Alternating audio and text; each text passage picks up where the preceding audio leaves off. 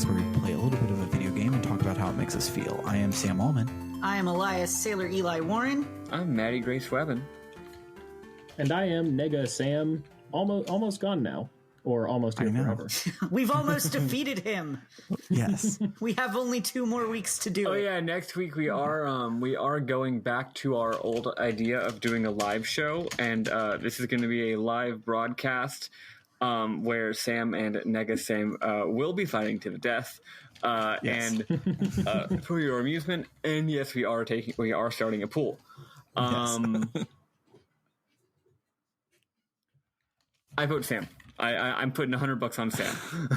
Yeah, do I get some of the profits from that? Because I gotta be Only if you survive. Okay, Yeah, no. The profit is you get to live another day. I guess that's fair. And today we will be discussing part 5 of Lunar the Silver Star for the Sega CD, but really we'll be discussing part 5 of Lunar Silver Star Harmony for the PlayStation Portable because we're playing catch up this week. But before we get to all of that hootenanny, how was everyone's week? Nothing happened. Hell yeah, I love this for you. Yeah, actually, well, Call of Duty came out. We've released the newest Call of Duty Shoot 'em Man, and I'm not super pleased about it because I'm never pleased about a new Call of Duty Shoot 'em Man coming out. Wait, how does that? How does that affect your life? Am I missing something? Made by Because it's Activision, and so on PC, Blizzard's launcher launches your Call of Duty games. Oh And shit! you also buy it through our shop, which means that we have been inundated with refund requests. I didn't know yeah, that of Blizzard course. had to deal with the broader Activision stuff. Yeah, it started with Destiny 2 when that came out. That's when it started it. Well, That was a have fun that with was a that. cluster. Is it? I'm sorry, I forgot it came out. Is it like by Call of Duty standards? Is it any good? I have no idea. I don't play Call of Duty From games. what I can tell, they've decided to stop even trying to remotely pretend like they're not just CIA propaganda. Oh, yeah, I have seen that. anymore. It's So there's that. The newest one, they all have really confusing names. Like the previous one we put out was Modern Warfare, or the one before the very last one we put out was Modern Warfare, and then the next one we put out was Modern Warfare 2 Remastered, which Modern Warfare 2 apparently came before Modern Warfare. Yes. And Because the new Modern Warfare is like a reboot, reimagining thing of the original or something. I guess, and we had Black Ops, and now the newest one is Black Ops Cold War. Yeah. I know nothing about Call of Duty games except that you shoot people. And I can give a very quick explanation. Call of Duty 1 and 2, honestly, I hate to admit this, they're great games.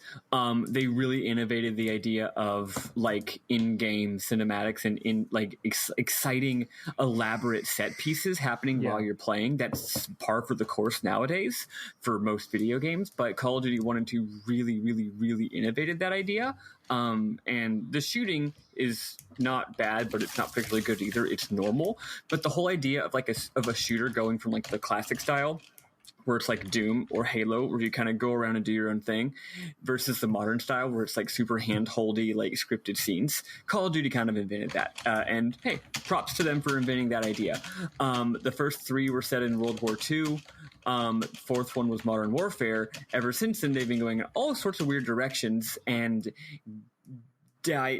becoming increasingly more just extremely terrible fascistic politics.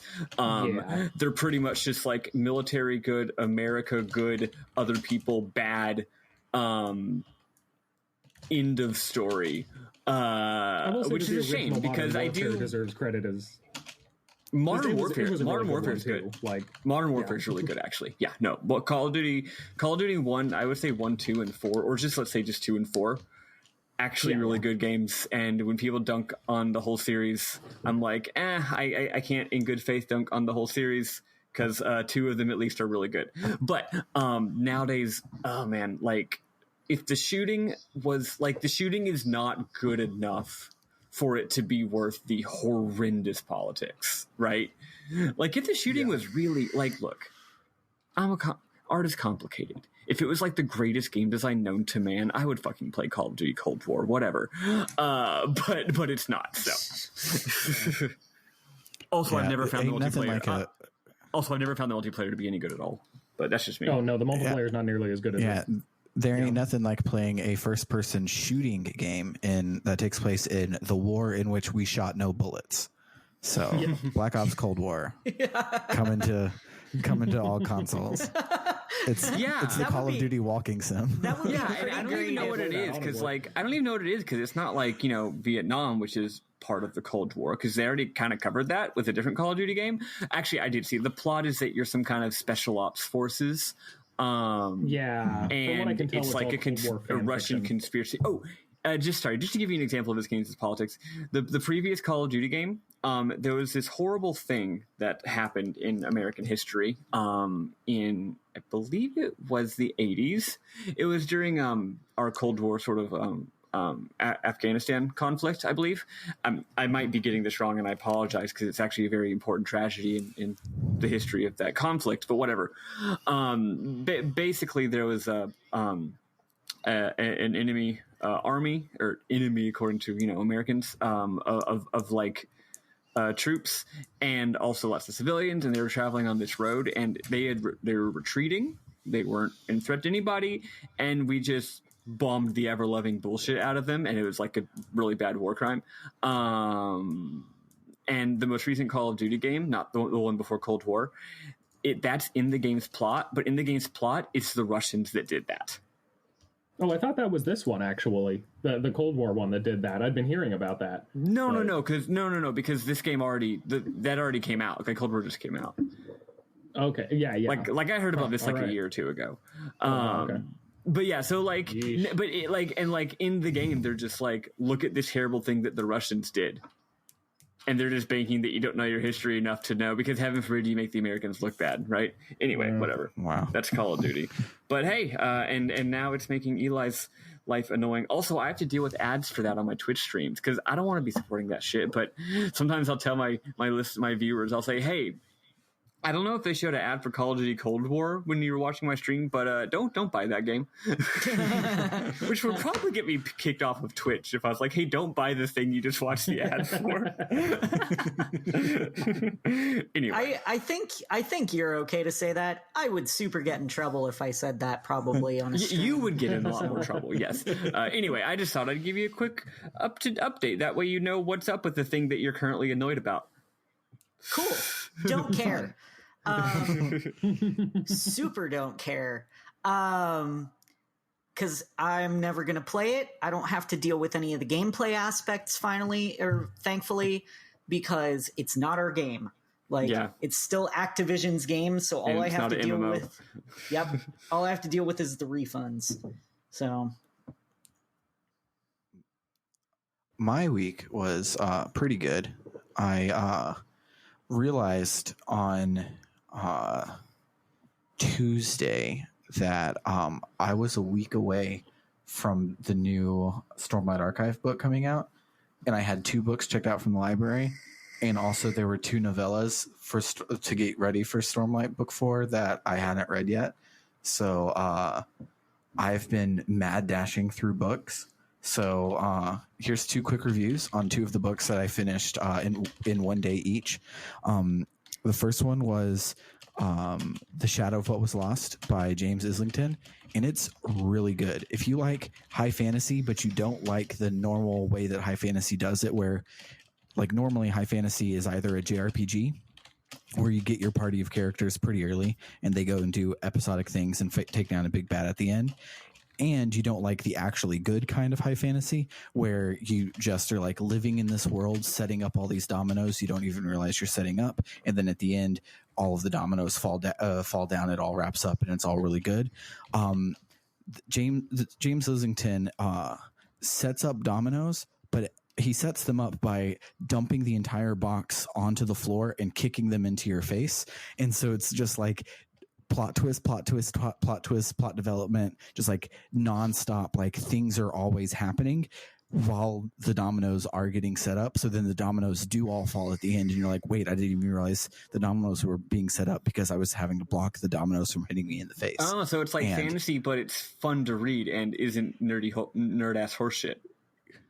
Yeah, it's real good. And its cover is the best cover for any high fantasy book I've ever fucking seen. It has spectacular graphic design. Like, cool. Not even kidding. It is great. That's the reason I got it. I knew nothing about it. I just was scrolling through Overdrive. The app is called Libby, but I was scrolling through Overdrive and I saw it. I was like, oh shit, that looks cool. Borrow. And then I read it in a day and it was great. The other one I read was Skyward by Brandon Sanderson. It is a space opera where he normally writes high fantasy books. And it was really good. It's like young adult, and I could tell like on page 2 that the person who was like a reluctant hero at the beginning was going to show up in Han Solo at the last second and shoot down Darth Vader, and it was going to be big. But when that happened, I still cried. So that's a mark of a good book, is when you can see it coming a mile away and then it happens and you still are touched. And it still gets you. Yeah. Still gets you. But it's really cool. The quick little like elevator pitch for it is hundreds of years in the future, humanity was on a colony ship. That colony ship crashed on this planet, and the aliens who shot them down haven't given up yet. And they basically show up like all the time to try and exterminate the humans. And they're just like on their last legs trying to shoot back and survive. And our main character joins a flight school to become a pilot. And that's the backdrop for all the space opera shenanigans that happen. And it's also really, really good. But that's literally the only thing I've been doing all week, is just every waking moment been reading to try and finish 4 goddamn books in 7 goddamn days. But Rhythm of War comes out on Tuesday, and I am fucking stoked. So I'll tell you how great it is again in like 3 weeks, because that book is really long. What about Maddy and or Negasam? How was y'all's week? I'll go.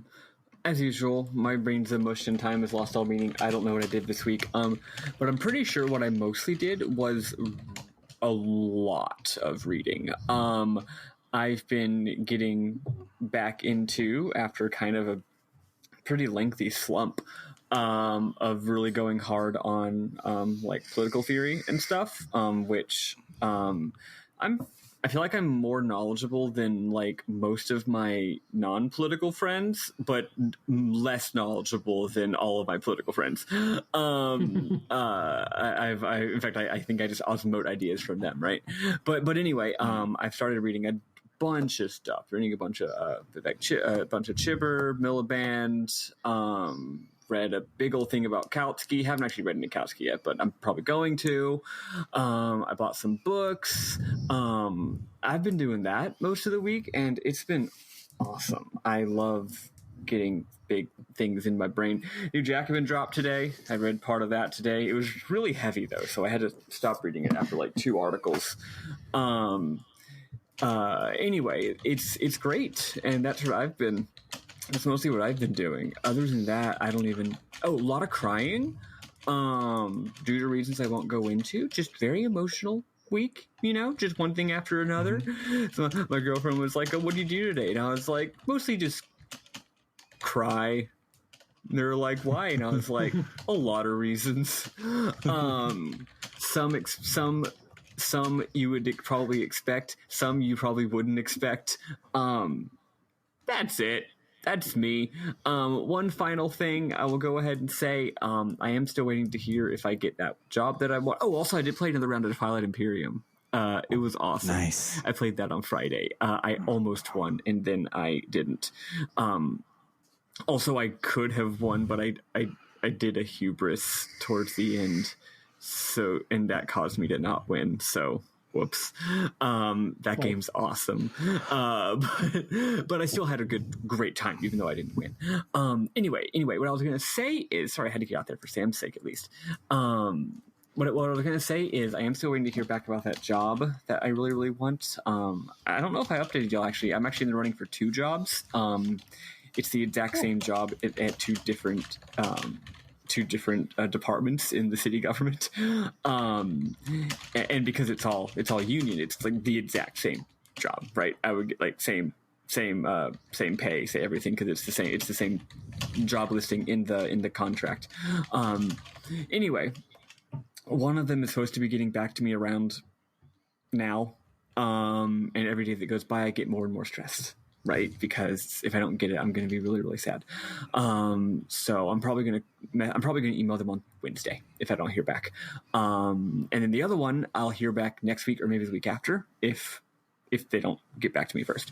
So anyway, just if you do any sort of thing like praying or wishing or sending vibes or whatever, just do all that, please. Think about this job. Send me the vibes. I just really need this fucking job. And honestly, not only do I need the job, but I would like to get it sooner rather than later, because every day that goes by, kills me. You know that ADHD thing where if you have a meeting in 2 hours, you can't do anything now? Mm-hmm. Well, imagine that. Instead of a meeting, it's getting an email. And instead of in 2 hours, it's who knows? So that's one reason why my week has been the way it was. So just be thinking about that, and hopefully I get it. Hopefully I come back next week with good news. What about you, Nega Sam? What did you do? My week was fairly uneventful, aside from what am I saying? 2 major updates, actually. I don't know why I even started off with that. For one, I think I mentioned last time that a coworker had a positive COVID test. Thankfully, we do not. So that's nice. Good. Thank goodness. Yeah, glad about that. And then another development, my partner and I have been looking for a house for a while to buy. And every time we found one that we liked, we would, we'd try to put an offer in or something, but it would always get snatched right out from under us. It was extremely frustrating, and the market's only been getting more and more expensive and stuff. And the other day, we found out that one of the houses that we liked ended up falling through because of an extremely minor detail in the inspection that, we have family that can just take care of that, and it's not an issue at all. So we put in an offer, and they took it. So we're going to be homeowners, and that's exciting and weird. Hell That's yeah. fucking awesome. Congratulations. Yeah. Yeah, That's the dream. Love to be a homo. Ner. Yep. So that's a thing that's happening now, and I guess that's a pretty big. That's definitely not nothing. So yeah, pretty uneventful week. Yeah. Aside from that, uneventful, I guess. I mean, mostly I've been trying to do NaNoWriMo, falling a little bit behind on that. Just writing is a little hard right now, and but still doing all right on it, doing better than I usually do, and playing a bunch of Final Fantasy 14, trying to catch up to the people on my on my Discord server that are playing it and going way faster than me. So, yes. What server are you on? Oh gosh, I'm in Primal and Famfrit. Yeah. Okay, I'm on the Crystal Data Center. So. Okay. Womp womp. Yeah. Can't play with me. That's true. Sorry. That's all right. But yeah, it's fun. I haven't really gotten into MMOs in the past, honestly. I've tried a few and they never really clicked. I got into Wakfu a bit, but I didn't have a lot of people to play that with, unfortunately. But yeah, I'm enjoying this one a lot. Yeah, the other thing that that happened to me this week is you were talking about Final Fantasy in the Discord earlier, so I listened to the Final Fantasy VIII original soundtrack again today. It's so good. And it's incredible. So good. It's so good. It's so weird. Yeah. You should not to dictate your life even more than I've already done over the past 5 weeks, but you should play Final Fantasy VIII, Sam. Yeah, it's one of the few that I haven't gotten to yet. I think the current plan is that Jimmy and I are going to play through it together after we're finished playing through Final Fantasy IX, because we're halfway through 9, and that's both of our first times doing that. So, okay. Yeah, gonna do that sometime for sure. Yeah, eight is great. I started it when I got the remaster for my birthday, and then I fell off. And that game is complicated to say the least. So I think I need to start it over and actually bust through it. Because like I loaded my save and I was on a train, and they were like, "So what do we do next?" And Squall's like, "The only thing we can do," and that's the end of the thing. And I'm like, "Okay, no, I really want." Okay, but I need to know. That's funny. Yeah, but yeah. So let's listen to some music. Don't know which one offhand. I didn't get them ready, but we'll listen to some music from one of the Lunars, and then we will talk about the plot.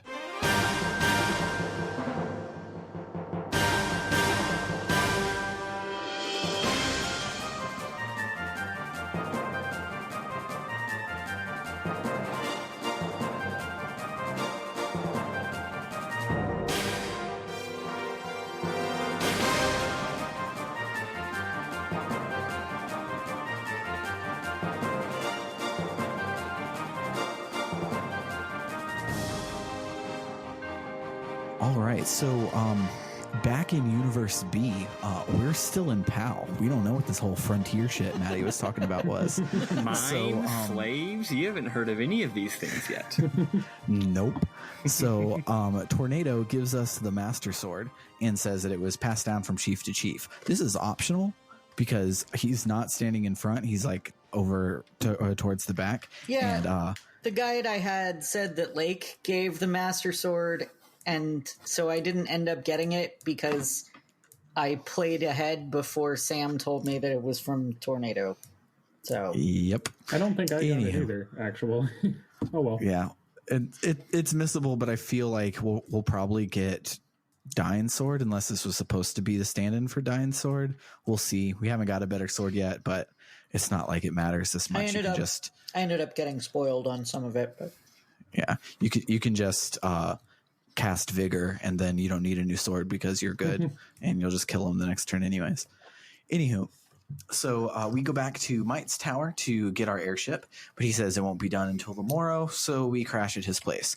You can talk to your party while you wait in that good old Legend of Dragoon style. So good. And Jess and Kyle both fail at telling each other that they love each other, and it's great. I love comparing that to Alex and Luna. So good. Nash foreshadows at Mia that none of us are good enough to fight Galeon, and she's like, "Oh, you're just being like scared," and he's like, "Yeah, I wasn't like twirling my mustache and saying that you weren't good enough." So the next day, wait, sorry, who foreshadowed that? Nash did. So the next day, we're about to get on the airship, and Nash is like, "Oh no, curse my sudden but inevitable betrayal."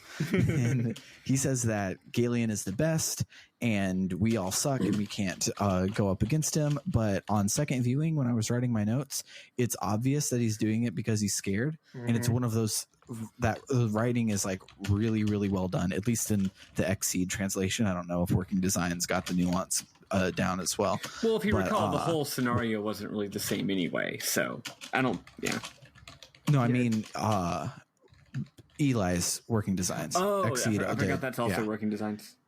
Yeah, and so I don't know if it was that nuanced there, but like doing it the first time, he was like, "I'm betraying you. I'm a stinker." But then we're doing the second time. It's like, no, nothing we can do is going to be good enough to stop Galeon. We should stop fighting, and maybe he'll let us live, and that's better than dying. Yeah, it was very clearly made out of so he's just a coward. And fear, and I loved it. Yeah, so he's doomer pilled. Yeah, so Hottie but a Baddie shows up to take Nash away, but not before Nash fries our airship's engine, so we are up a shit creek. Might says that fixing the engine is going to take months, and we're like, but why fix what you can just steal? We have that other airship that crashed. Let's just go get it. So we do that and bring it back. It's and I'm not even like skipping over a dungeon or anything. You literally dragon wings to the thief town, talk to the guy, get the thing, dragon wings back, and that's it. That's silly. So silly. But Might is like, "Oh, it's well made. Let me plug it in." So we climb aboard and sail off to the frontier. The camera, however, lingers, and Might mentions how he mentions how the resemblance between Alex and Lake is uncanny. Dot dot dot. Lake says, "I'm sorry, but you must undo what I have done." Dot dot dot, and fade to black. Don't quite know what that is, but I can guess because Wonder what that means. if you take two of the characters that we've seen so far and you overlay their character art, a lot of the lines line up. It's interesting because that twist happens in my game as well, and either I'm real bimbo, which, not ruling that out. I'm pretty sure mine had like zero foreshadowing. It may have, because remember, most of the lake scenes you've had so far have been optional, where like he's just been like standing around and you could just walk past him. Like true, but I have been talking to him like all the time. Though. True. So like no, I think it's just I think it's just not foreshadowed in my game, which is really funny to hear you say that it is in your game, like the way that you normally tell a story. Yeah. So, in the frontier, all of civilization is like behind a force field in a crater, and so we can't fly to get it. So we have to find another way through it. So we stop at the Talon Mine, where there are definitely none of our friends and family. It is a very different dungeon.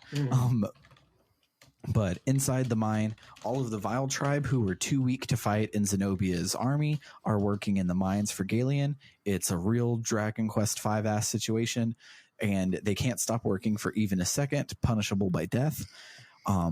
As we're making our way through, sounds like an Amazon. It's an Amazon warehouse.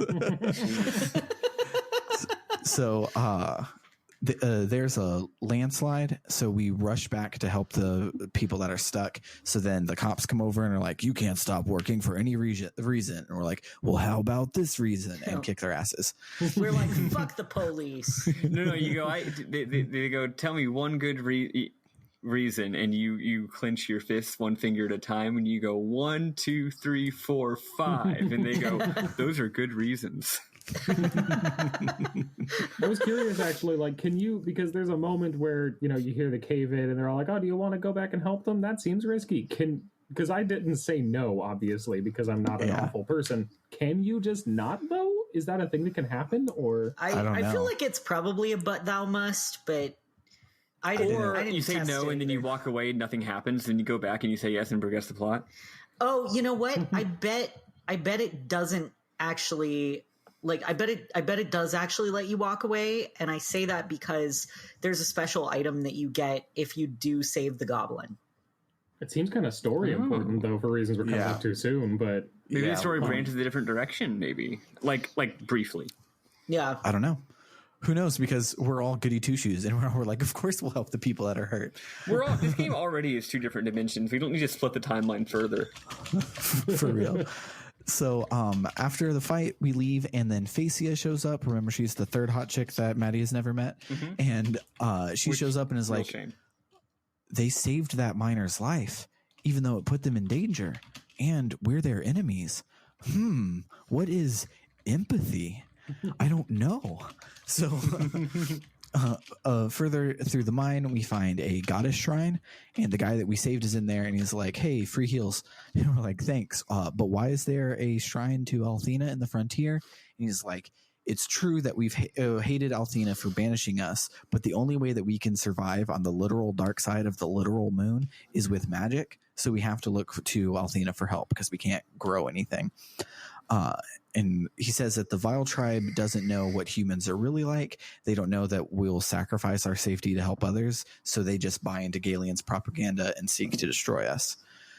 Later still in the mine, Zenobia shows up, and she captures Jessica and Mia. She makes Alex and Kyle fight each other to save their friends, so we have a boss fight with Kyle. That's cool. Except it's not Undertale, so the goal isn't to defend. You just fight for 3 rounds and you deal no damage to each other because you're pulling your punches. I tried to defend. It is cute, but I was afraid like I was going to kill Kyle because I'm stronger than him now. But so you get a critical hit on the first hit and it immediately kills him. You're like, no, Kyle, no. Side note, his Japanese name is Killy, which I think is great. It's like, oh, this guy's really strong. He's really good at killing people. What should we call him? Killy. Killy McStabs. Killy McStabs. So Zenobia is like, dudes, I can tell you're not going for it. Kill each other now or I'll kill the girls. And then in like a really cool scene, Kyle is like, dude, Alex is really strong. I'm not going to die just for some skank ass hoe like Jessica.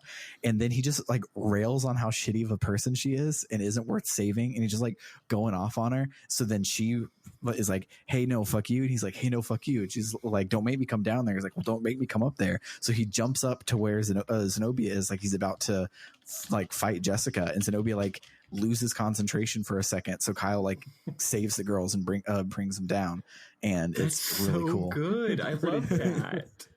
And so we get ready for a big ass fight with Zenobia, but for the 8 millionth time, she just runs away and sicks a dumbass generic boss on us. So we beat it and make our way to the town of Caden. I say it's a town because they say it's a town, but really it's just a cocoon area where all the Vile Tribe members are in cocoons because they have to hibernate the entire time that they aren't working because there's not enough food and shit to go around. So it's like, oh, you're on vacation, hibernate so that we don't have to feed you, so that we can just feed the people that are working in the mines. And it's crazy. All the NPCs who are there say that they hate humans and want to take back their green earth, and from there the blue star. And so we make our way to the back of the town, and there's another Althena shrine, but this time Phasia is there, and she's not going to fight us. She realizes that she was just rallying around a charismatic politician who was telling her what she wanted to hear and really wasn't thinking with any logic about his plans. It was just going along with him because he was saying what she wanted to hear. Banishment to the frontier is a death sentence.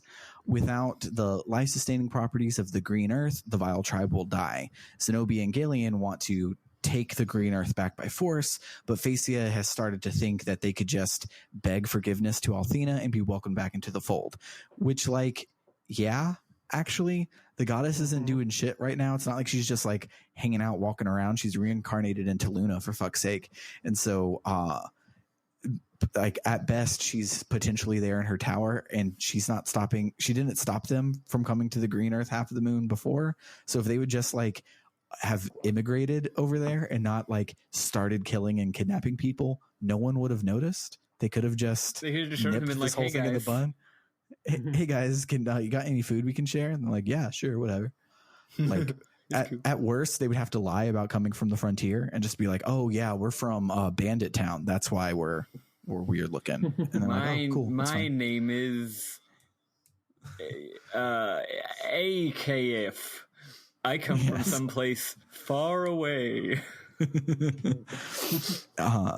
So Phasia says that watching us and how we're going about on our journey, she knows that the goddess would welcome them back with forgiveness. So she's now on our side and gives us the password to get into Ruid. Goddamn. Yeah. So we make our way over to Ruid and we use the password to get inside. It is a cool ass city dungeon that's super huge and sprawling, has a lot of stuff to find if you go looking, but also you can just go north twice to get to the relevant cutscenes and continue, which FYI, is super nice. You are now caught up with me, but I'm just going to let you do the whole thing and then I'll tell you later. Cool. But FYI, this is where I start playing the game. Nice. So, it's really nice that we just have to go north 2 screens because we have to backtrack through this a lot. Mm-hmm. And so it's like, here's this whole thing to explore. And because of course I'm looking for a treasure chest, it takes me like an hour to get through it. And then it's like, oh, backtrack. I'm like, oh no, what will I do? Oh, go south. Cool. I guess I'm done. But, then we make our way 2 screens north in the relevant cutscene place, and we come into a big laboratory type place, and some dude named Tabin, who we've never seen before, comes out to taunt us. He sends out his mobile magic masher, which is his new invention. This invention is a big golden dookie-shaped Iron Man suit for Nash. And Nash basically tells us that we're idiots for defying Galeon and we should have stayed back. He says, Mia, I did this for you. And she comes up to him and slaps him, which earns him a unique talking head sprite with a handprint on his face. It's really great. Oh my It's gosh, so good. I love that. And she says that if there's some huge calamity and only she survives, then that's not enough. If she couldn't live with it, if all of the people were suffering, so she's not here for her own safety, but to save everyone else. And Nash is like, whoa, I never thought about empathy before. Weird. So he decides that he was being a weakling by just trying to hide behind Galeon instead of standing up for what was right. He decides to join back up with us and fight Galeon. Too bad he's still in the poop armor, so Tabin remote controls him and makes him fight us anyways. And I want to take this moment to pause and talk about how broken limit breaks are in our game, because like this game is not boss heavy, which is really nice, but I still am I still refuse to ever use a consumable, and I use auto battle all the time, and auto battles do not use your limit breaks. So I come up to every boss fight with everybody having a limit break ready. Yeah. Mia's limit break is a 3 to 4 turn long 100% damage block, and her limit gauge fills up when she deals damage. So she'll cast that on turn 1 and then start casting her big ass spell for the next couple of turns. So then the team is maybe vulnerable for like 1 or 2 turns before her limit break is ready again. So it's basically almost impossible to die for me for the rest of this game. God damn. which rules in a way, but also limit breaks are pretty darn broken. But I wish I had them. I truly do. Yeah, I didn't know it was going to be like otherwise exactly the same, or I would have told you to just play the PSP version with us. I thought it was going to be more of a difference, but unfortunately, no. The only difference is we get nice things and you don't. Yeah, well, I had the different colored fluffy bugs, so you know. I get. Who in the end, it's a wash. Yeah. Meanwhile, I'm just over here grilling. Yeah. So after the fight, Tabin is like, I was just stalling you so that my real creation could be unveiled. Behold, a weapon to surpass Metal Slug, the Grindery. I worked really hard on that joke. I just want everyone to know it's a really, really I don't good get joke. why you changed Metal Gear to Metal Slug. What's the... Because the Grindery looks like a fucking metal slug. Oh, like literally looks like a slug. Yeah, it's good. It actually doesn't really in my good. game, so there you Oh, go. it really that's does in funny. ours. Good little triple entendre Thank you. there, Sam. Thank you. So we chase after Tabin, but Galeon is there. He's gloating that he's unstoppable. He does this in a very extended theater metaphor. He says that we are only at the end of the second act and that the climax is coming next. Then the castle turns into a big-ass tank covered in shitloads of guns and a force field, and it drives off towards the green Earth, half the moon. So we hop on our airship to try and board it, but we, of course, cannot get past the force field. Mia is like, I know how we can take it down. We have to hurry over to Vane. So we hurry over to Vane. And Limia is like, oh, it's come to this, hasn't it? Okay, evacuate the town. Mia, I'm so proud of you. Now go to the Silver Spire for the first time in Universe B. So we were headed over to the Silver Spire to focus all of the magical energy in Vane into one big Kamehameha wave and destroy the Grindery. Then we get a really cool anime FMV of Mia focusing all the magic like she's in a Goldarn Yu Yu Hakusho, while the Grindery is moving like it's in a Goldarn Ghibli movie, and then they shoot their shooties at each other like a Goldarn Dragon Ball Z, and it's real fucking That cool. sounds so dope. So then Vane comes crashing down to the ground because it gets hit by its shooty thing, and the Grindery's shield fails because it was hit by our shooty thing. And so we use the opportunity to go and board that bad boy. We roll up to it, and out come a shitload of mobs that we kill in one turn because our limit breaks were charged. Then another wave comes out that we kill in one turn because our MP is full and every character has an attack. Then another wave comes that the script decides that there is too strong for us, and then luckily arrows come in from off screen. Yes. Yep. Arrows shoot in from off screen, and it is Sharknado and RC Cola, and they have come to take them out for us so that we can head inside. We do so and then save for the week. what happens in Universe A, Maddy? Okay, so since that didn't take very long for you to get through, I have plenty of time to go through Universe A. So over in the Sega CD dimension, most of the stuff, about half of the stuff, had already happened. If you recall, last week we did the Flying Machine, did the Plague, went to the frontier, rescued all the slaves from the mine, did more shenanigans, and then went to the town of Marca, talked to the Elder, and he let us go down into the Black Dragon's cave.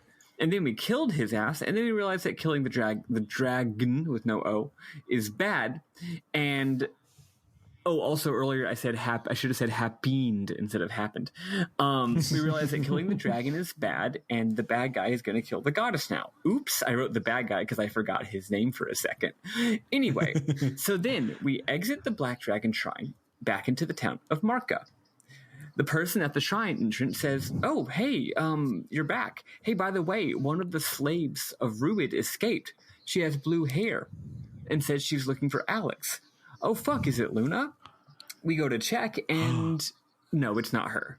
It's just someone else. But she knows Luna.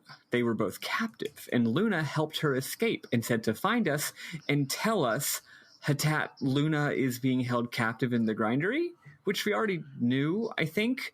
Well, whatever. But she also gives us the Ruid key. We talk with the village elder, and he's like, "Oh, that's very concerning, Regalian. Well, the last thing you need to become the Dragon Master is Althena's sword. You gotta do it, man. Never mind that you killed all the dragons, but, like, you gotta go get Althena's sword. However, we don't know how to get Althena's sword, so we press onward to Ruid, since we have the key now. On the world map, we see Ruid as a normal-looking town with an enormous fucking monstrous metallic mountain looming over it. What the heck? We get there, and the graphics are beautiful, very colorful. In yours, was everything, like, green and purple? Did it look like fucking Wily's castle? No, it was generic steampunk town. I'll send you a screenshot. It's gorgeous. The town itself, in game it is, but in the anime cutscene it's not. The town itself is like a military base. All the captives are there either building robots, building the grindery, or conducting scientific research or engineering. Lots of workshops. Oh, I don't need to explain all this. I'm just catching it all up with me. It's more like a giant sand crawler in this game. Anyway, we see its treads in the background, and it's so big. I love when a tread is big. We can't enter the grindery, but we do enter the main town of Ruid, or the main tower, because that's where the mad scientist is. We go up there to kick his ass. This dungeon is easy, but has amazing graphics. At the top, we meet the big man himself, Tabin. He's doing tropes. That's internet irony speak for saying he's a anti-Semitic stereotype. He sicks some tanks on us. They're really easy.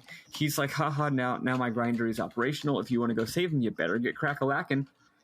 We head outside, and yeah, the grindery is gone now. On the world map, there are giant fucking treads heading in the direction of the mine town. Did that happen in y'all's? Yeah, it was really cool because I tried to use dragon wings and when it let me, and so I was like, crap, I guess I have to go back through the mine. But when you get to the world map, the crater that they were in has been plowed over by the treads. You can just walk out, and it's really cool. It's so neat. Anyway, they're going in the direction of the mine town, Talon. So we go there, and the most amazing graphics. I might as well say this now instead of Imam. Half the town is still... So Talon was originally sort of a hill town. Like, when you first go in, you're constantly, like, going up ladders to go higher and higher. In this game, well, you know how when they, like, need to make like a train track, they'll like blast into the mountain, so you see the normal curve of the mountain, and then it's just a flat sheer wall instead because they cleared out that for the train. That's what this is. So you have like half the town at the top, and then just a sheer fucking wall, and then you see that there's like tread marks, and then that's fucking cool. Half the town's just gone. And the way that they showed that three-dimensionality to show you how tall like the thing is so cool. Amazing that they did that in 1993 graphics. Anyway, we learned that the grindery did indeed just drive through, and it did kill a bunch of people. It's heading for the coast, but is nearby still. Oh yeah, I forgot to say. This thing operates on steam and needs an insane amount of water to function, so it's probably heading for the coast to refuel. We exit the mine, and yep, there it is. It's looming and terrifying. We get an amazing anime cutscene here, and this is where things are going to diverge a lot more. It's so we see it in an anime cutscene.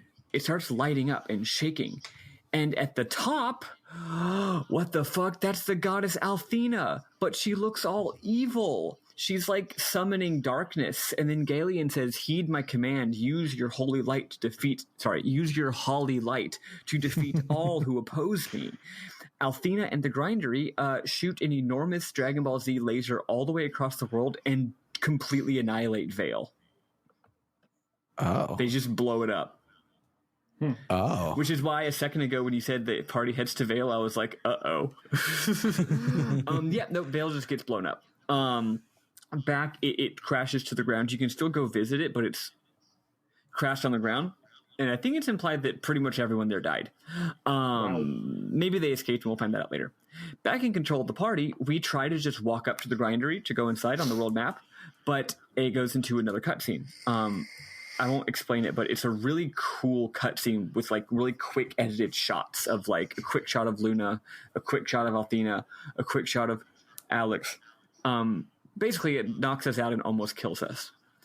Alec wakes up a full week later in Reza. Oh, shit. Whoa. Our party members aren't with us, but we do find them around town. The sad music's playing. They're all really doomer-pilled. No one knows what to do. Like, how can we fight this? What are we going to do? But after a bit of talking, everyone gets their determination back, and they gear up to go save the damn world. Oh, Laika is here.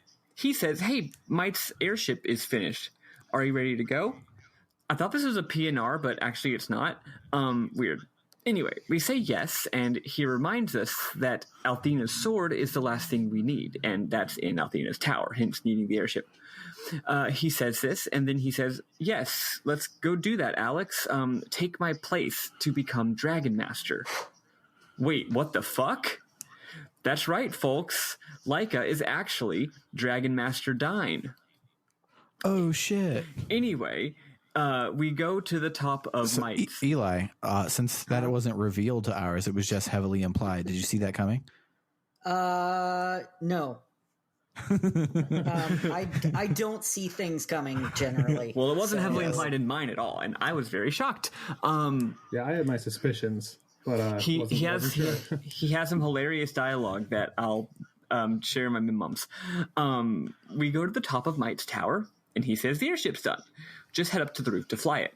We go up there, and oh no, it's Zenobia. She's going to kick our ass, but Laika says, "I'll fight her off." And then she turns him to stone.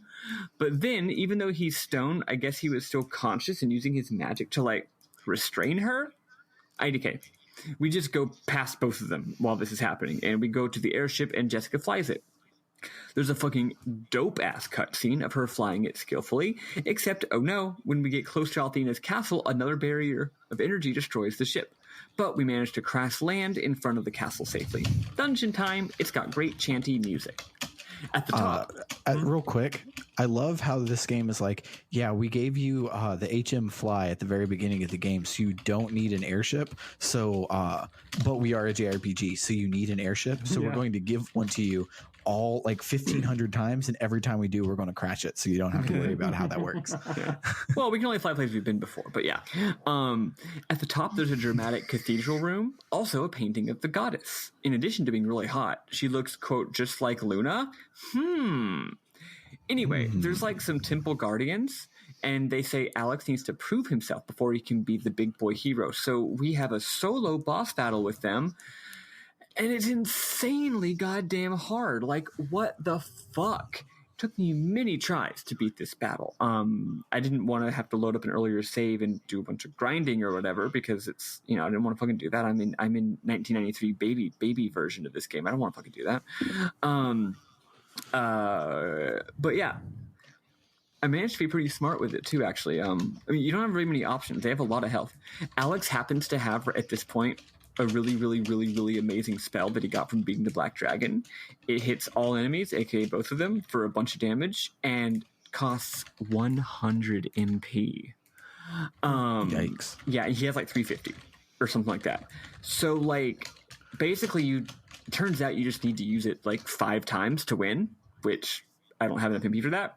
So you just got to use it, and then also use MP healing items to heal your MP so you can continue using it. But also they're hitting you pretty hard, and you just got to kill them before they kill you. Like, that's all it is. But I did do a little bit of stuff with, I did a little bit of smart stuff with positioning. I gave him a boomerang, not because the boomerang does any damage, but if you use the boomerang, then he won't automatically run up to the enemies and hit them after he casts a spell. So that meant that they had to come to me instead of I coming to them, which saved me 1 or 2 turns. I also had to rely on a bit of RNG because the enemies had a physical attack and also a magic, and the physical attack did a lot more damage. Anyway, after both using my brain and getting a little bit lucky, I did manage to beat it. Anyway, they're like, cool, take this sword to become Dragon Master. Null says, but all the dragons are dead. That's when we get our second big twist of the day. That's right, folks. Null is a baby dragon all along. Null is Quark's baby. Then the Guardian confirms, yeah, Luna is also Althena, and Galleon's controlling her. You gotta go stop him. Sadly, we don't get a cool anime transformation scene, but Alex do have a different graphics now. Anyway, we find out the Grindery has gone all the way to outside of Meribia. So we go there and we walk up to it and immediately get owned by the barrier and fucking die because I'm stupid and forgot to equip the sword. We wake up again. We wake up again in Reza. Our party tells us we're stupid. Then we equip the shit and go again. And yes, it's true. I'm a ding dong. Anyway, and we climb up the ladder, past the treads, and enter the Grindery. So that's my version of the game. I'm at the Grindery. I gotta love how your game keeps spoiling shit for ours. Sorry. Seriously. So at least this week, all of the spoilers were heavily foreshadowed for us. Yeah. The Nash thing was like out of nowhere. Yeah.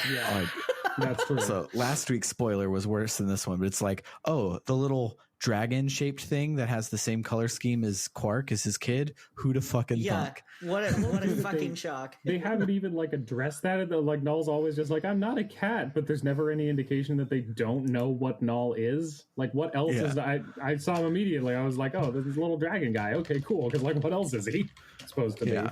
Funny enough, it actually did surprise. Well, I mean, it's something that surprised me. I hadn't thought about it. I was like, yeah, Null's important, right? But I hadn't thought he's a dragon.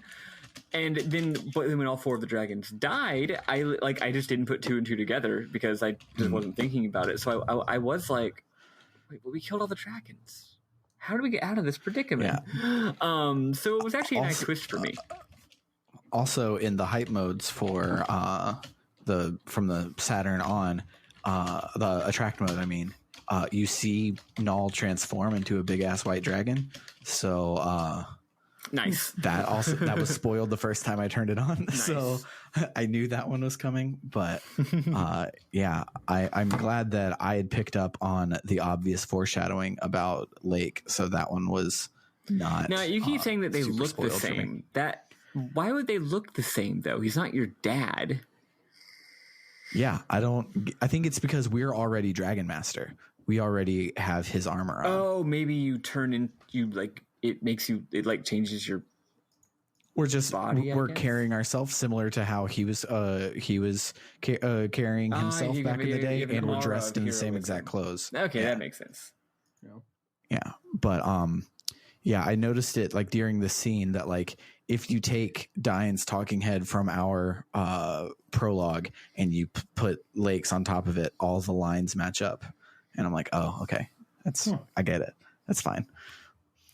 But yeah, so that was this week. Our endings are probably going to be crazy different as well, but next week we're going to beat the game. Nameless did say that we're going to do the Goddess Tower next week and catch up to you, and then we'll be in sync again to do the final bit, because this game is just off the goddamn rails. Oh, the Grindery is the final dungeon for y'all?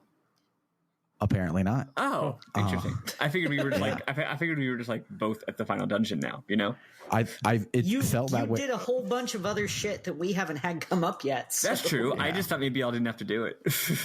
Yeah, it sounds like a lot of what you, because y'all already became it sounds like a lot of it we don't have to do. Yeah, sounds like a lot of what you said we won't have to do, but from Nameless's thing this week, it does sound like we will have to go to Althena's Tower, which they mentioned. Like that's where Galen was headed, was to basically go kill the goddess. So that's the dramatic final encounter, which makes sense. It's dramatic. Yeah. So we will do that next week, and we will also announce what game wins next week, which I'm excited for. But for now, let's listen to some good ass music and talk about our memorable moments.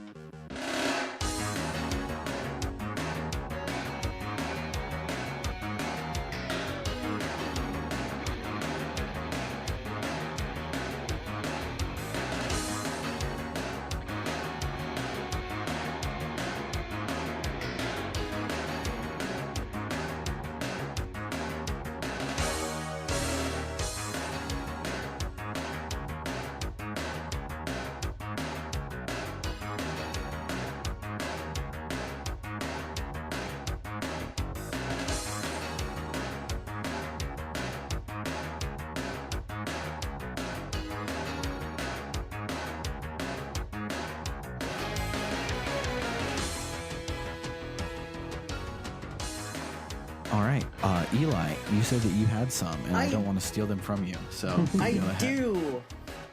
I took a screenshot, if I can find it. All right, so this one I saw first, or this is the first screenshot I took. When you're in the Vile Tribe town and you go to the bar, there's a bunch of soldiers who are drinking. And you go up to the bartender and he says, "Sorry, but I ain't allowed to serve minors." MINERS. He literally can't serve the guys doing the mining. Yeah. The only ones who get drinks are these lousy no good guards. But yeah, I like that joke. And I've seen that joke done before a bunch of times too, but it always makes me good every time. Chuckle. Yes. And then we got some good Kyle lines this week. Kyle, at one point the lights go out at the Vile Tribe area, and he goes, "Oh my God, I'm blind. I guess what they say is true," or something like that. And he, Jessica has to keep him from explaining what he means by that. Yeah, that's funny. That's right. Sam, it's a masturbation joke.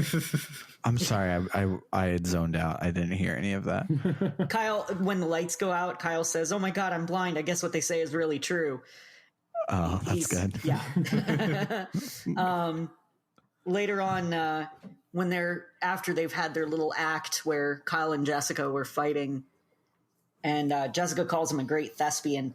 Kyle says, "Thespian? Aren't I the wrong gender for that?"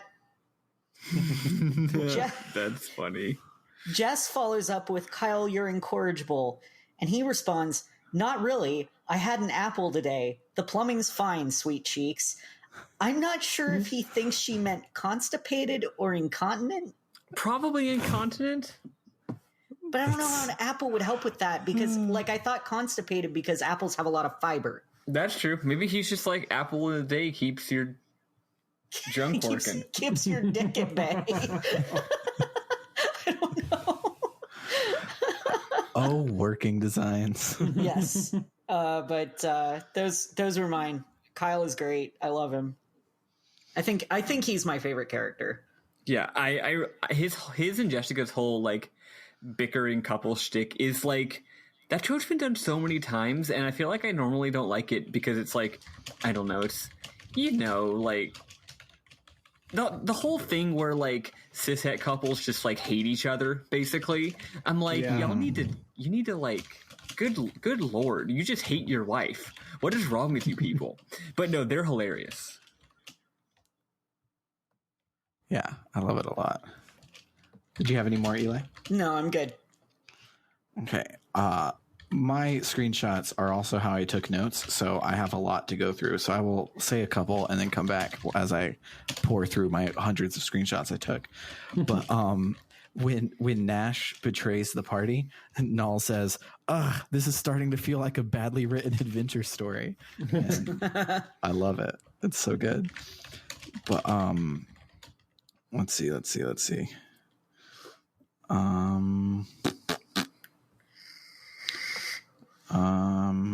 Ba-ba-ba.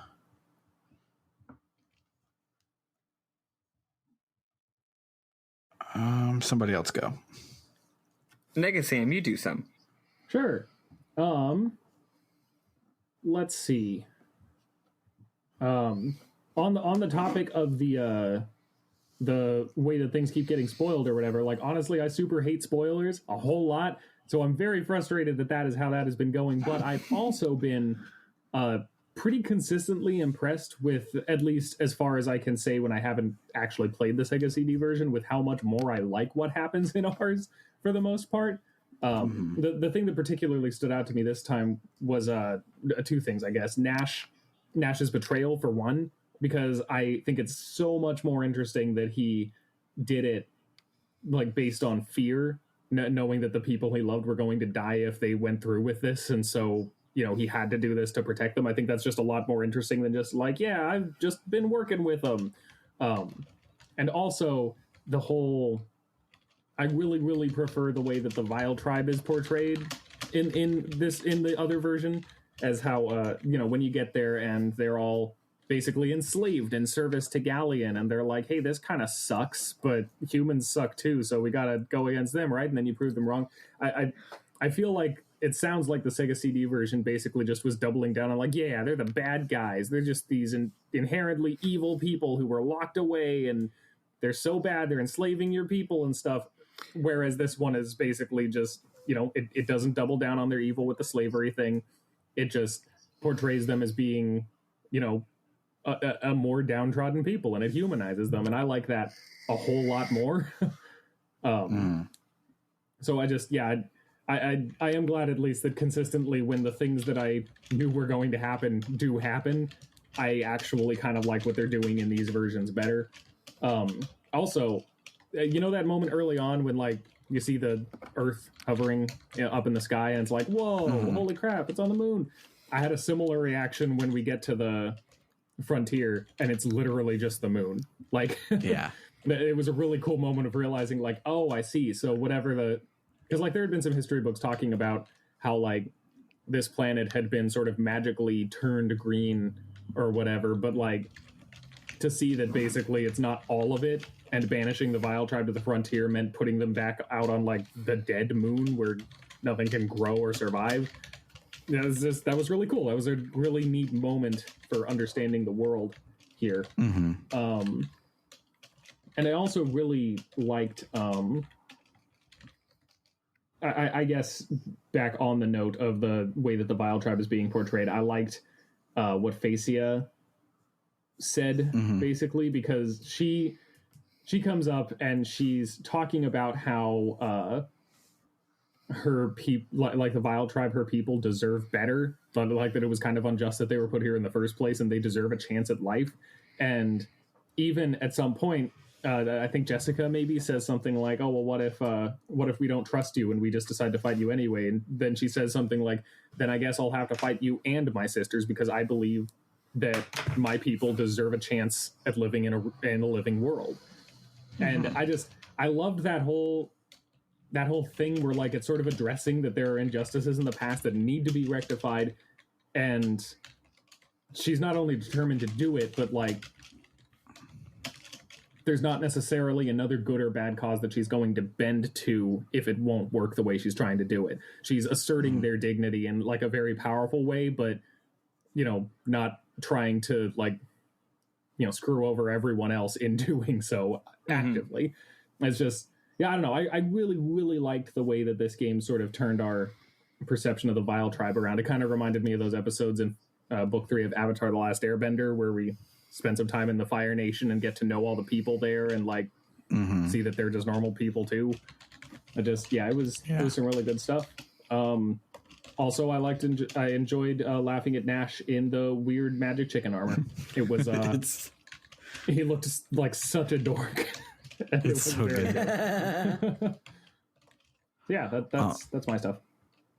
So another thing that I love is, so we fly back to Vane and we're all in there. Like the camera just fades in. We're talking to Limia and you don't even notice till like that conversation's over that Nash isn't there because he was afraid of facing her. And so he didn't come in the city. And so you have a quick little fetch quest to go and bring Nash back, because it's like, no, you have to, you made your bed. Now you have to lay in it. And it was really cute. Then when you do retrieve him, you go back to talk to Limia, and she says, Nash, you must help Mia. I ask you not as head of the Magic Guild, but as a mother. And Nash is like, of course, I'll do anything. I'll give up my own life. She goes, no, you must stay alive because you're the future of the Magic Guild, which I thought was a real sweet optional scene, which is really cool. Nice. Here's what I've got. So I'm sending out some goddamn graphics. Oh no, my files are too powerful. That's what Discord screenshot your files. Like, they're already screenshots. No, I'm also sending 4. So anyway, I'm sending out some graphics. This is what it looks. This is what it looks like when you get to Ruid. Whoa! Oh hell yeah! Right? I told you it looks like Wily's Castle and is hella colorful. It looks super cool. There's the tank treads, there's it flying, and then here's it about to be murdering Vane, which is insanely cool as well. Whoa. That's real cool. So yeah, it's just really, really love the graphics in this game. In addition to that, here's a couple of things. I'm going to skip most of these, honestly. Oh, wait, one more I need to send. I couldn't get the best screenshot of it. It's kind of hard to, but here's what the Talon mine looks like after getting owned. It's still uploading. Anyway, at one point, Null, after this happens, after the city gets leveled, Null calls Galleon a ruthless bastard, which is cool. I always like it when these older games have cussing in them. It's unusual. Let's see. At one point, so while you're exploring the town, and everyone's just telling you about all the death and devastation that has just happened, at one point, we're talking about how horrible it was, and then Nash is like, one thing I learned when I was his apprentice, ... he can be very cold. And I'm like, that just seems a little like, a little low key. Yeah, this psycho who's murdering people and wants to hear the world, he's a little cold. I did pick up on that. Yep, not the nicest person. Yeah. Also, when you exit the town and finally see the actual Grindery for the first time, Null says, Galleon's built a monument to his ego. And I'm like, again, I feel like there's more salient things to be talking about. Like, yes, but like also it's, how about Galleon's built a super weapon that will take over the world? Like sure, I guess if that's what you want to focus on. In addition, when you learn that Leica is actually dying, Null says, holy buffalo wings, talk about a plot twist. And my best line though is Leica. He says something like, yeah, that's right, I was dying. He's like, after my fight with the blah blah blah, I didn't screenshot this, but I screenshotted the end of it. He's like, after my fight for blah blah blah, I actually lost all my magic powers, and I had to change my name and have another life. So yeah, I'm no longer the hero dying, but I love my new life as Leica, easygoing guy. Here he is now. I'm Leica, easygoing guy. And it's his official title. Yeah, and I do have one more. I gotta show you all these graphics. This is the only bit that you get of Vale after it gets fucking owned.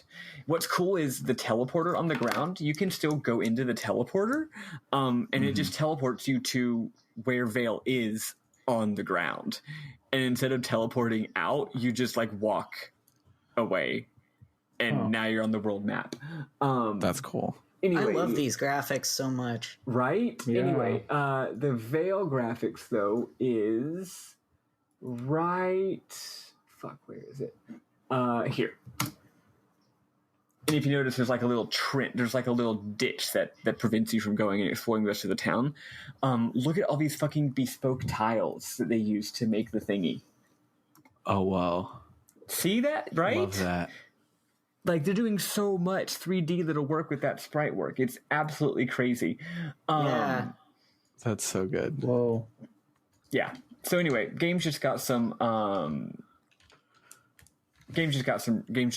good graphics. Big fan of that. Yep. So that is it for me. Awesome. I think I had one more. I might not have. Oh, I really like there was a small little like through line this week of like in the Legend of Dragoon clone where you're talking to all your friends, Mia and Nash have like a moment and they don't talk about their feelings, and then when Kyle and Jessica have their thing, Mia at the end is like, oh, they obviously love each other. I wish that I still had someone like that in my life. And then when you get back to Nash, she's like, you're an idiot. The Nash that I know, no, the Nash that I love would never do something like that. Yeah. And they finally get to be official boyfriend girlfriend, even though the plot of the Blue Dragon Cave episode was that they were already boyfriend girlfriend, but whatever. Very cool. They do that a lot this game, where it's like trying to be both will they won't they's, and also it's really obvious that they are, so they get coupled up a lot. But it wasn't official until just now, which I really, really liked. At this point, they actually like went on Facebook. Yeah. But yeah, that's all I got. Anything anyone else want to touch on before we get out of here? I do. Okay. Yeah, you go first. Sorry. So there's a bunch of little like extra things you can do to trigger some special items. Like one of those things is the boat at Lan. When you were going back and forth between Lan and the swamp. If you do that multiple times, it will trigger one of the special items later on. If you talk to what was the name of the mayor and Reza's daughter or granddaughter? Lily, yeah. Reza has a mayor? Quote unquote. If you talk to Lily over and over, so that Luna would say that she would play with her, later on Lily gives you an item. And so these items, one of them makes it so that you only do so some of the characters will do multiple attacks per turn. One item makes it so that you only do one attack per turn, but it hits every monster. Whoa. Nice. Another item you can get gives you one extra attack per turn. And then the third item halves your MP costs. Nice. Yeah. So Alex is using the one that gives an extra attack every turn, and Nash has the attack everyone item, and then Mia has half MP, and it's really, really great. And I'm proud of myself for doing it. It didn't honestly take that much more effort. And I think I have every bromide that you can get up until the very end. Oh, nice. I have just the one that Nash comes with. Yeah, I didn't know there were more. Oh, bromide. We've already discussed what a bromide is. I didn't know there were, Yes. I didn't know there were multiples in this game. Nice. Yeah. I found out that if you take Nash's equipment one and you unequip it, you can go into the items menu and press X on it, and you can look at it. And so it's just Mia like getting ready in her room or something. Is that bromide? But it's cool. I never thought to go and look for any more. Nice. But I actually had one more thing I wanted to share that I forgot. My little subplot. I told you my subplot where the mysterious shop owner ended up being Ramus, right? Yeah. I know that happened. Okay, cool. I wasn't sure if I had shared the resolution of that. Well, he mostly doesn't really give you anything that good. It's kind of annoying. It's like, well, you have this little subplot. Why isn't it like, it turns out he's got all the best equipment, right? He did have some okay stuff that I didn't already own. Some armor. And I thought of buying it, but I decided not to. later in the game, after she gets a bit more real, like after Vane gets destroyed, or maybe even before that, I don't know. At some point, the world becomes a bit more dire, right? And you go and if you visit him to see what's going on, because I just thought, what if it continues to change throughout the game? You know, that could be a cool little thing. Mm-hmm. Nothing had really changed about it, but he does have different dialogue, and he's like, Alex, I've heard that I heard that you're going to be saving the world, like behind you all the way, buddy. And then he's like, everything in my shop is free. Whoa. So now you can just buy the items, and it's mostly items I don't use, like items that do status effects, items that heal status effects, items that like cast spells. They could be interesting, but I've never bothered because the game is easy. But also like magic healing items, silver lights, they're free. So you just fucking load up. Oh man. Nice. Isn't that neat? Yeah. Really cool little resolution of that subplot. Not as interesting dramatically as it could have been, but because you're not getting anything new, but it is free. So now every dungeon I'm just like, well, sell all my dumb bullshit that I got in the dungeon that I don't need. I don't need the money, but I do need to clear my inventory, and then go stock up on silver lights. Hell yeah. All right. Yeah, so Nameless this week dropped a bunch of really cool knowledge on us. He did mention that we should go and talk to Ramus a lot this week, several times, in fact. Yeah, I did not do it. I actually did a couple times, and each time it was different, but I'm not going to share what he said. Yeah, I did not do it, but now that I might get free shit, I might go do it because I have no fucking silver lights. Because when you do auto battle, they're going to use them all the time, even when it's like Kyle. And I'm like, Kyle, you can just punch. Just go punch. That's rough. Just go punch them. Stop using items. And so I run out all the time. But if I can just go fucking get some for free, I will do it. But one of the cool things that they that Nameless mentioned is the only workings design voice actor to return in the PSP version is Ginny Magallanes, maybe. But she is Luna's singing voice, and she sings a whole lot of like JRPG and anime songs, and he linked a whole bunch of them, and they're really cool. But yeah, shout outs to Nameless for there's so much content that it's like too much to read, because he just comes in every episode and just blows up the Discord with a lot of cool content. So come to www.rpgbook.club for a link to our Discord where you can come and hang out and ask Nameless all your questions about Lunar.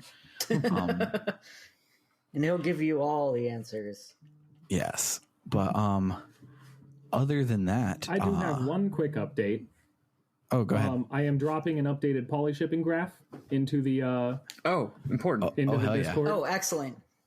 There were some very big updates. It still looks ugly, but yeah. I'm very invested in this. Here's the thing. I don't think like Mia and Nash, I believe them making up. I don't see Jessica or Kyle forgiving Nash for that. No. At least not on a level that allows them to remain in any kind of like relationship. So that's gone. I had Jessica and Kyle with Nash, but that's not happening anymore. Aside from that, it's all pretty much the same, though I did add Alex and Kyle because that was brought up before, and I think that is good and makes sense. And then I had to add Fresca and Tempest. And the reason for that is because, for one, there is a very clear indication that Tempest respects Alex a lot. And I feel like there could be something more there, so I figured those two definitely together, which gives Alex a partner other than Luna. Oh, and Kyle, who was added last time. Yeah. But then also, they when they show up, like right at the end to save them, Jessica says something like, "Have I told both of you how gorgeous you are?" or something like that. So obviously I had to add that, turn that into a triad as well. Yes. So that's essentially it. Aside from that, it's pretty much the same as it was before. Luna's been absent the whole time, so she hasn't been making any more connections with anyone. Null is still not here for many good reasons. Okay, this all makes sense, but I have some alterations I would make to it based on my game, but maybe based on what I heard from y'all as well. Sure.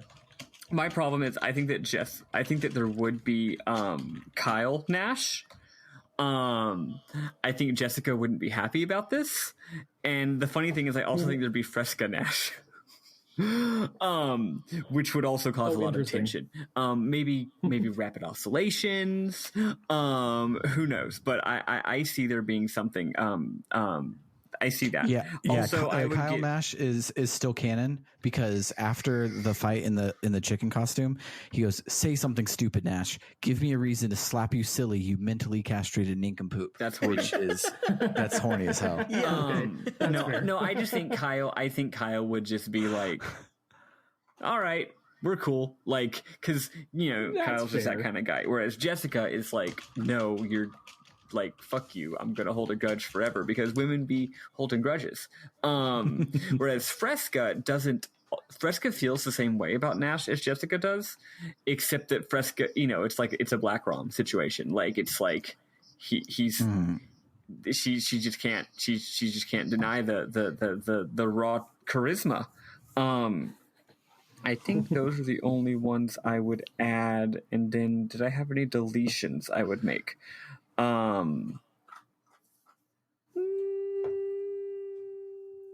No, just adding this, so making it more complicated and a lot more. What you're describing is a healthy graph, whereas what I'm describing is a fucking mess. That's entirely fair. Speaking of shipping, it did remind me I had one more mem that I had forgot that I had found in my screenshots. But right at the beginning of our playthrough, when we're still in POW, and you're talking to Lake and you're talking to Tempest, if you weasel your way, like, you have to like climb over beds and stuff to actually get back to her. But if you talk to Fresca, she's like, "Thank you for saving Tempest. Our happiness will only grow as we start our family. Tempest wants me to bear him 12 children, but I would prefer if we stop at 8 or 9." And I thought that was great. Oh boy. But yeah, other than that, if you want to control our destiny and vote on what game we play next, you can find us on the web at www.rpgbook.club, where you can find a link to the poll and vote between Septericor or Anachronox. And if this is your first episode, weird episode to start on, but welcome. And both of these games you probably have never heard of. They are like bargain bin Steam sale games, and they are what if we made Final Fantasy VII but mixed it with Blade Runner by 2 Western developers. So super similar in spirit, but wildly different otherwise. So go and vote on those, and otherwise just hang out, shoot us a Discord.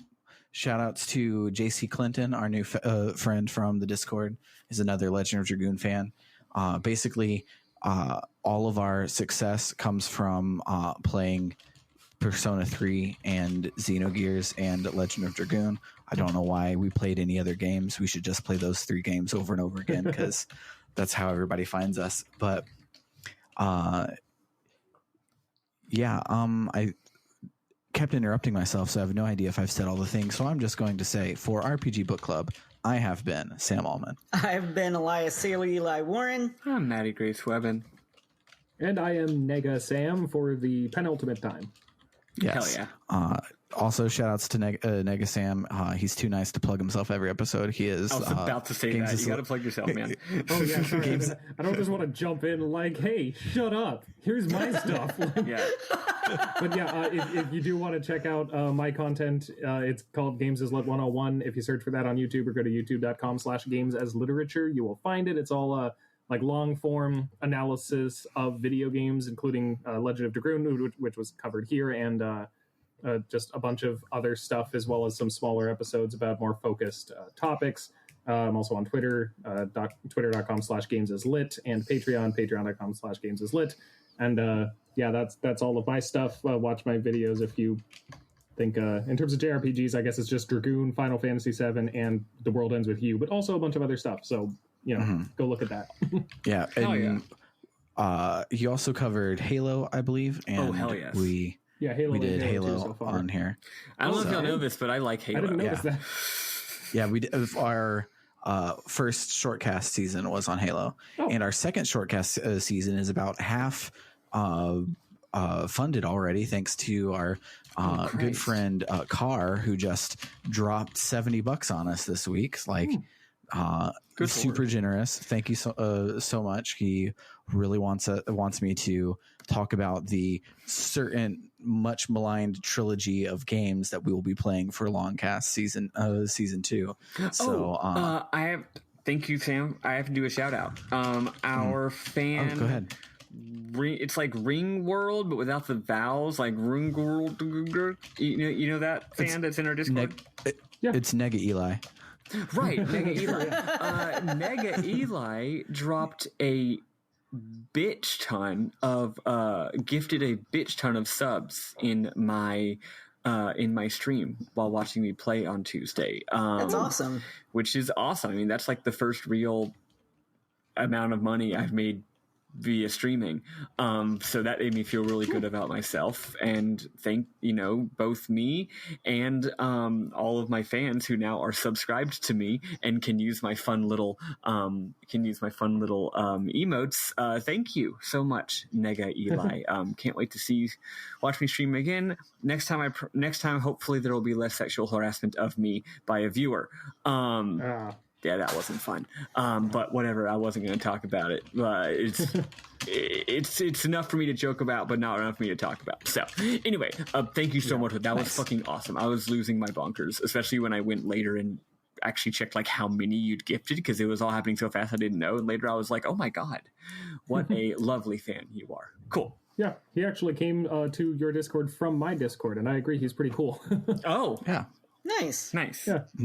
So when are you going to bring Nega Maddy and just create your own Dark Avengers? We really need to form like a, what do they call that trope where there's like another group that's exactly the same but opposite, and we're going to make the Rowdy Rough Boys. Yep, and we'll do a book club podcast for what's the opposite of JRPGs? First person shooters, maybe. I don't know.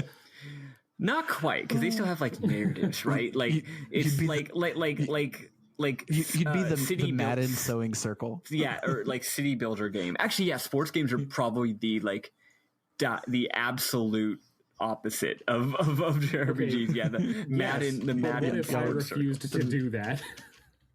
Yeah, I'm not making a podcast for sports games. I've tried playing sports games. It's tough to learn how to play a football game when you don't even know how to play football. They don't teach you that. They just teach you how to do football things. I don't even know what the football things are. Yeah. But I wanted to say real quick, if you had been plugging your stuff way sooner, I would have remembered that you were a marginally more important person than us, and I probably would have remembered to follow you on Twitter and watch your videos. So fucking plug yourself. Oh yeah, okay. All the time. So I'm not going to watch videos because I will never watch a YouTube video. It's not true. But I have a really hard time getting around watching YouTube videos. But if I do watch one, I'll watch yours. But I am going to follow you on Twitter. Good idea, Eli. Thank you. Yeah, there you go. Nice. That's cool. I will make sure to interrupt all of you and yell about my content next time. Please do. Yeah. You're supposed to. Speaking of which, we need to decide what we're watching for movie night for this game. Yeah, I jokingly, while you weren't here, said Moon 2009. No thematic overlap at all. Just it's the moon. It's on the moon. Sailor Moon R movie. There's aliens. Sailor Moon again. That's funny. But, I don't know. This game's very normal, kind of. I mean, it's also weird in some ways, but also it's just like normal. So like, it's just some fantasy shit. I don't know. We watch literally anything, but we'll think about that later. So goodbye, everybody, and thank you for listening. Bye.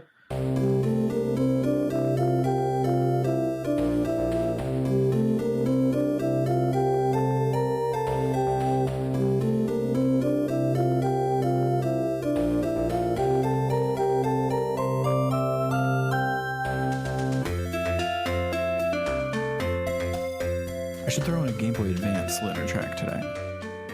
Good idea. Oh, don't put in Game Boy Advance music into our good God-fearing podcast.